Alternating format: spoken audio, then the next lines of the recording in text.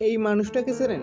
ইনি আর কেউ নন, ইনি হলেন মিজান ভাই। ঢাকার বুকে এক সাধারণ খেটে খাওয়া মানুষের কাছে তিনি যেন এক আস্থার নাম। তিনি চালান তার বিখ্যাত গরিফের বুফে। কিন্তু কে এই মিজান ভাই, আর কিভাবে তার এই হোটেল রাতারাতি ভাইরাল হলো, চলুন জেনে নেওয়া যাক।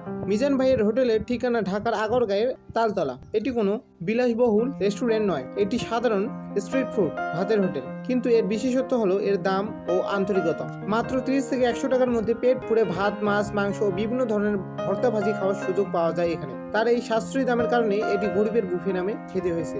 সোশ্যাল মিডিয়ার কল্যাণে মিজান ভাই খুব দ্রুত ভাইরাল হন। তার হোটেল এখন শুধু গরিবদেরই নয়, ধনী গরিব নির্বিশেষে সকল শ্রেণীর ভোজন রসিক মানুষের কাছে মিলন মেলা। প্রতিদিন শত শত মানুষ এখানে ভিড় করে। তবে তার জনপ্রিয়তার পেছনে কেবল কম দামই নয়, রয়েছে তার স্পষ্টবাদী চরিত্র এবং নিজস্ব ইউনিক স্টাইল। জনপ্রিয়তার সঙ্গে এসেছে কিছু বিতর্ক।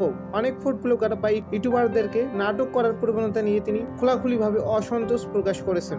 তার মতে যারা সত্যি খেতে পারে না বা খাওয়ার সম্মান দিতে জানে না, তাদের ব্লগ করার প্রয়োজন নেই। তার এই স্পষ্ট এবং অকপট কথা বলার ধরনে তাকে আরো বেশি আলোচনায় এনেছে। সকল চড়াই উতরাই পেরিয়ে মিজান ভাই আজ লাখো মানুষের অনুপ্রেরণা।